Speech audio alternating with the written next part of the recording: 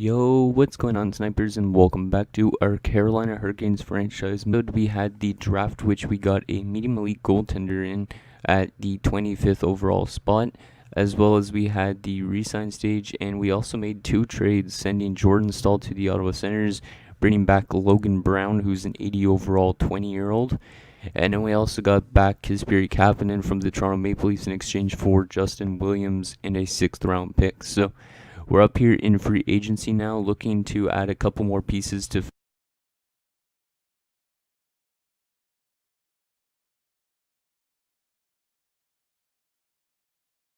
we are definitely going to sign as a backup, considering I don't want to have to play an AHL goalie. So we are going to be trying to sign. Like, the thing is with the Leonards, he's listed as a starter, and we currently have our starter in Mrazek. So I think even though Leonard is better in the same age, I am going to go with Grubauer. It could come back to bite me in the ass, but he wants to play only 1 year, so that's good for us. So let's just talk him all the way up to $2 million, considering we have a lot of cap space. In this episode, we're going to try and get all the way up to January 1st in the season simulation, just because I'd like to get a lot of the chunk of the season done. And then we're also going to have to fill in a couple wing spots, preferably the third line left wing. And I've decided we are going to try and pick up just Patrick Maroon for 1 year, just to fill in that void. He could play with Logan Brown, so you have two power forwards playing together. Might be a nice little rugged line. So we'll give him, let's just give him $4 million. And maybe that will entice him to come over. And then our other signings, I was thinking we could go after maybe Yager and Armia. Yager, the thing with him is his age, obviously, but Joel Armia is also on free agency, and he's an 80 overall, only 25, so he could still technically grow. I just don't know what we have to give up if we want to sign him. Like, we could sign this guy for multiple years because he's not that bad. Let's just make sure. Let's put it to 3.5. I don't want to give up too much, though, in terms of the RFA stuff. Let's see. What do I have to give up? A 2nd round pick.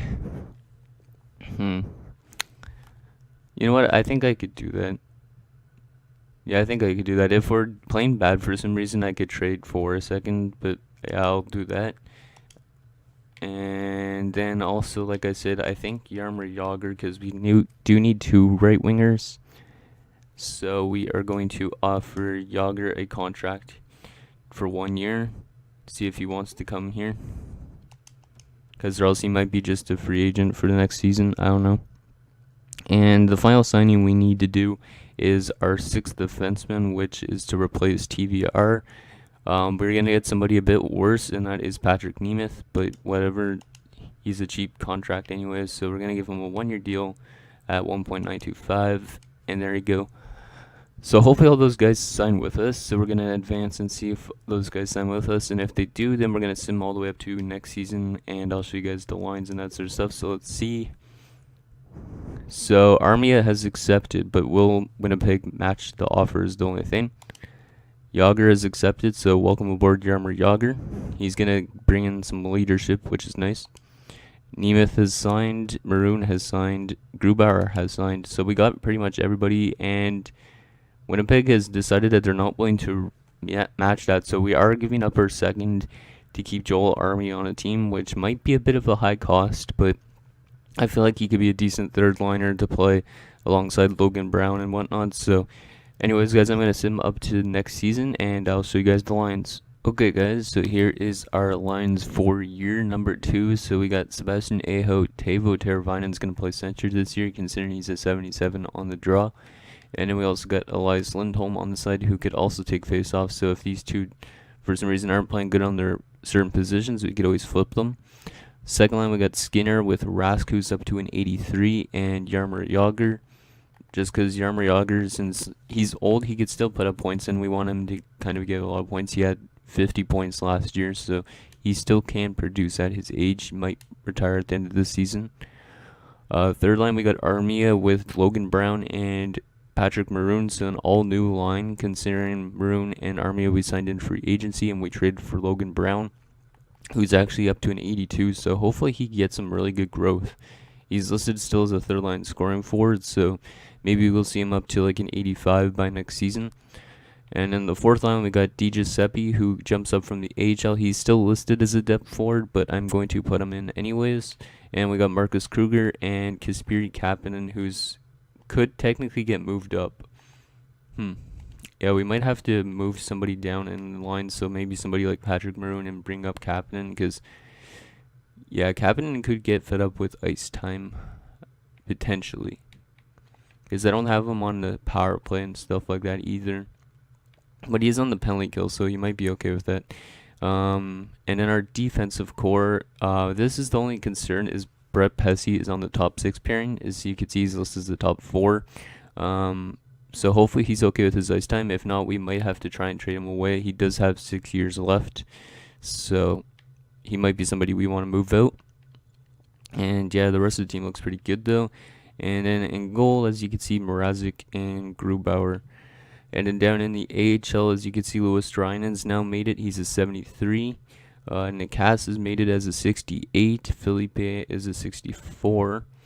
Who else was it? Was a 73. He's a decent prospect. Same with Julian Gauthier, actually. Should move him up. And then defensively, Jake Bean is going to be in the AHL this season. Roland McCowan is up to a 73. Martin's up to a 70. And our goaltender, Nedeljkovic, is up to a 73. And LaFontaine's up to a 71. So we're getting some good growth from our youngsters, which is definitely what we need. So yeah, that's that. And yeah, let's start up the second season. And we're going to try and go all the way up to January 1st. Because I'd like to keep these episodes to like 20 minutes, but I don't know how long this one's gonna run, because I like to just get to January 1st at least, so that way we could start like do 2 more months in like the trade deadline and next episode maybe even.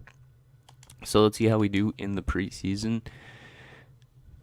5-2 win over Columbus, 8-3 win. Wow, okay, we're playing some good preseason hockey. Hopefully, I kind of want to have a bad season to an extent, because I want to get a good draft pick, but I don't know if this draft upcoming is really deep or not. I think it usually is. Yeah, we are playing really good here in the preseason, and we finished with a 5-1-1 run. 5-1-1 record. And sorry guys if my throat sounds really dry and stuff like that. It's because it is. I have a really bad cold still, so I'm trying to just get through it. Okay, so 5-1-1 in the preseason. Who led us in the preseason out of curiosity?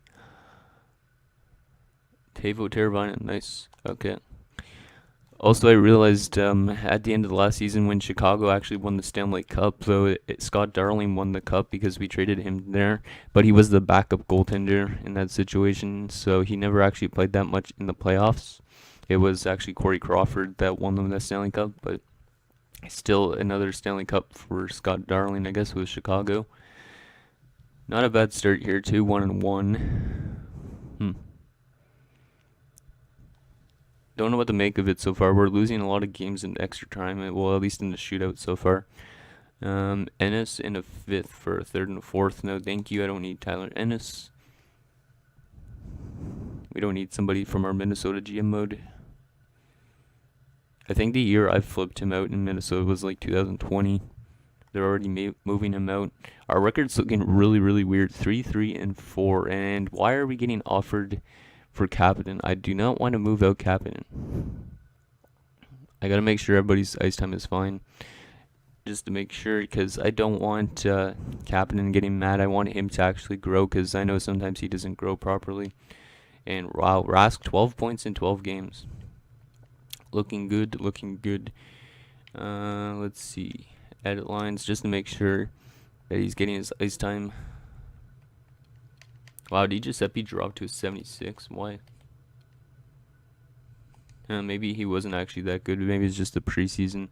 Maybe we'll replace him with Brock McGinn. Yeah, I'll just put Brock McGinn back in.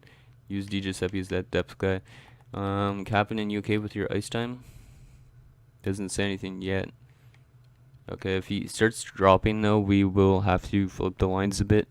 Because like I said, I don't want him mad. I would be okay with Armia getting a bit mad because Armia is not like a piece that I want to keep here long term, potentially. But I know Kapanen it probably is. So let's go up to December the 1st, I think that is already. Not playing the greatest so far, which is good. We got a lot of extra frame losses too. Let's go. We already got our goalie prospect. Yeah, let's just keep scouting forwards because that's probably what we need mostly. Because a lot of our forwards are older now. We got already a ton of defensive prospects because Carolina's always got a plethora of them, like Jake Bean still and Luke Martin and whatnot. So now we are on a 2-game winning streak, and Nashville's after Kapanen. I wonder if the computer put Kapanen on our block. I should probably remove him if it is the case. But our record is looking okay. 11, 9, and 5. We're winning games. I don't know how, but well, I guess actually we are pretty good. We're better almost in a sense than last year. Yeah, I understand. Oh yeah, we don't have a depth defenseman, so you guys know. We only have 2 depth forwards, which is okay, but whatever. Okay, so Rask 27 points. Holy shit, never seen him simulate so well.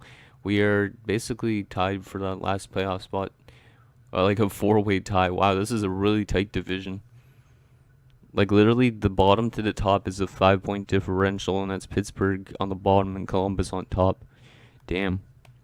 Yeah, this might be a really tough year to get into the playoffs. If we don't make it, it's fine, but let's take a look at the player stats so far. Actually, let's just check the standing stuff.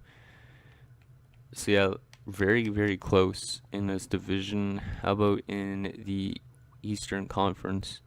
I won't check the entire league stuff yet, but so Eastern Conference wise, we are 11th currently. Are we scoring a lot? Yeah, we're one of the best offensive teams in the East. Wow, that's a bit surprising. Our goals against is what's bringing us down probably. Yeah, we're not the greatest defensive team. We're one of the worst.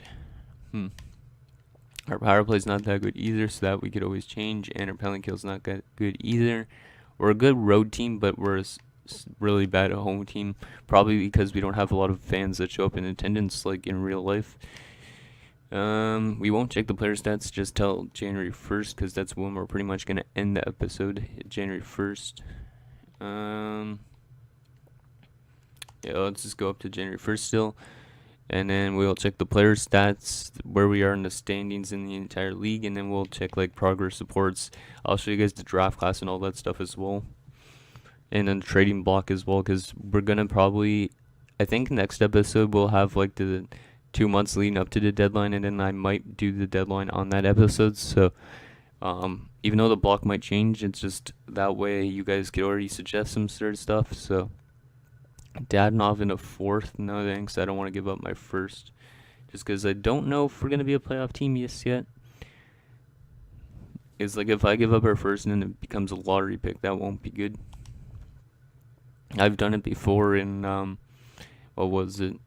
In my FHM4, I play FHM4 offline, and it's pretty funny because I basically signed an RFA in Tristan Jerry, and then he went on to become well, he played really bad that season, and I gave up my 1st in compensation for that, so it was just pretty bad. But our record's not that bad. I don't even know how we're playing like this. 18, 15, and 7. A lot of losses to an extent, but we got a lot of wins as well. Like the team seems to be playing pretty solid. Okay, so where are we in the standings? Oh, we've dropped a bit, but that's okay. Still, we're within 6 points of top spots. So Yager's leading us now. Let's take a look at the player stats and the team stats again, and then progress reports, all that stuff. So Yager, 35 points in 40 games. He's a plus 15. Wow. Rask, 34 points. Skinner's 33 points. Aho, 28. Hanifin, 27. Falk, 26. Wow. Those guys are playing great. Lindholm 24, Teravainen only 19. As the top line center, that's a little bit of a Maybe I'll switch him and Lindholm around. Logan Brown's got 19 so far in his rookie season.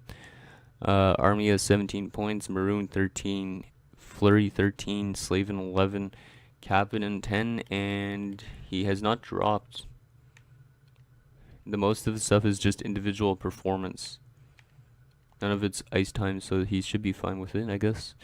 McGinn's got 8 points, Kruger 6 points, Pesci 4 points, DiGiuseppe had 1 point, and Nemeth has no points.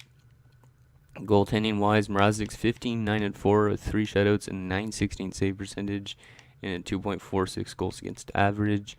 While Grubauer is not playing the greatest, maybe I should have signed Robin Leonard. He went 3, 7 and 3 with 1 shutout, an 892 save percentage and a 3.343 goals against average. Now let's quickly check the AHL as well, just because I'm curious to see how those prospects are playing. So Waz got the most points. So Ryan's playing good too. He's up to a 74 now. Gautier's playing good too. He's up to a 74. Felipe's got 11 points. Jake Bean's only got 6 points, but he's only a -1, so he's playing good, and he's up to a 74 now. He's probably going to be NHL bound next season, so that's probably why we're going to have to make a move and like get rid of somebody like Pesci or Slavin. Nick Haas has only got 5 points, but he's up to a 69 now. Martin's got 5 points as well, and he's up to a 70. And goaltending wise, Nedeljkovic isn't playing the greatest. And LaFontaine's up to a 71, playing okay actually. I don't know if I made him too good. Hopefully I didn't, because I don't know if he's actually supposed to be an NHL ready prospect. Okay, so that's that. Now let's just quickly check the standings. Like I said again, see how our power play and all that stuff is performing, and then we'll check like the trading block and all that stuff. So this episode might be a bit longer than 20 minutes, I don't know, because I have to make a couple cuts. So goals for per game, where are we? We're actually still all the way up here, so we're still scoring a lot of goals. Our goals against is still way up there, which is not good. We need to somehow bring that number down. Our power play is one of the worst still. And our penalty kill is, where is it? That looks horrible. Yeah, it's one of the worst as well. So we can improve our special teams for sure. That's one thing we need to definitely do. Okay, so let's take a look first at the progress reports, and then we'll check the trading block and the draft class as well, just for something else. So progress reports, do we have any good growth from our unsigned goaltender yet? So those guys, they're all growing or dropping. I don't know what they're doing. Goalies in the NHL, Mrazek is getting a bit of growth, it looks like. Good. In the system, Jake Bean's obviously growing the most. That Hayton guy that we drafted last year, he's up to a 55 already, so he's growing pretty good. And yes, that medium elite goaltender is actually growing, which is good news. He's up to a 54 now. Hopefully he's like in the 60s by next season, because if he's in the 60s or 65 or so, maybe we'll put him in the AHL. Considering he's a Russian, he could already play in the AHL. So yeah, we are getting some good growth from our unsigned guys. So okay, that's pretty good. Now let's check the, might as well show you guys the draft class first and then the trading block. You guys should know the draft class once again, because it's one of the ones that have actual players in them, but I'll show you guys it anyways. I don't know what we want to go after technically in the off season. It's kind of far away still, but okay, I guess it's not a real draft really. So Wheel, Jay Goddard, Vandermeer. There's definitely some good players. Like if we were to, for some reason, play really bad, we could always get one of these centers, because we do need a top center of the future probably. Because right now we're using a winger in Teravainen as our top line center. Okay, so that's basically what's available at the drafters. Is a guy with the last name Stahl. Do we want another Stahl on the team? I don't know. Okay, so that's that, and now the trading block. Because I think next episode for sure will be just 2 months and then the trade deadline, or we might just sim 2 months and then look at the trade deadline again. I don't know. I think, let's see, browse trading block. I don't know if we want to trade anything just yet. Like maybe some of our older pieces. Like maybe we would wait till right on the deadline to actually make a move. But if you guys see anything that you want me to trade for, let me know. I don't know if we want to go into a playoff spot or if we want to go back into a bit of a rebuild again. But it's up to you guys. It looks like mostly veterans on the block currently with some youth. I wonder how good some of our prospects I made are growing. Yeah, it looks like mostly just old guys. Jared Spurgeon's not bad, but he's a bit older too. Keel Thomas. Huh. Yeah, there's definitely players there, and it's funny because Ottawa now wants to give up Jordan Stahl. Taylor Radish. Yeah, there's not really much on the block, it looks like. But if you guys see anything that you wanted me to trade for, or you guys know any sort of direction we should take this team, considering we technically could choose our own handing, like what we do. We could always make the playoffs probably if we make a trade for a good forward, because we have a solid record so far. Or we could always just like flip away somebody like Jaromir Jagr to a team that's in the playoffs, and then we could just basically miss the playoffs because he's currently our leading point man, so that sort of thing. So if you guys see anything that you want me to do, let me know down below in the comments, and as always, I'll see you guys next time.